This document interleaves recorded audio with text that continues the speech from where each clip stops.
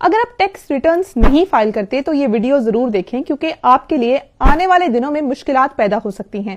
وفاقی حکومت کی جانب سے ملک کے ٹیکس نظام میں ترامیم تجویز کی گئی ہیں جس کے تحت ٹیکس نہ ادا کرنے والے اور ریٹرنز فائل نہ کرنے والے افراد کے خلاف سخت کارروائی کی جائے گی۔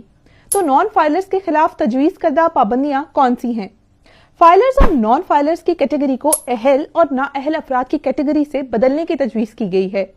نااہل افراد پر 800 سی سی سے بڑی گاڑیاں خریدنے پر پابندی ہوگی جبکہ ان کے لیے مخصوص حد سے زیادہ جائیداد خریدنے پر بھی پابندی ہوگی۔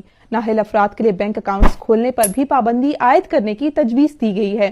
اس کیٹیگری میں آنے والے افراد بینک اکاؤنٹ سے ایک مقررہ حد سے زیادہ پیسے بھی نہیں نکال سکیں گے۔ ترمیمی بل کے مطابق اہل افراد یعنی فائلر کے والدین، بیوی اور 25 سال تک کے عمر کے بچے فائلر تصور ہوں گے جبکہ غیر شادی شدہ بیوہ یا طلاق یافتہ بیٹی بھی فائلر تصور ہوگی۔ اس کے ساتھ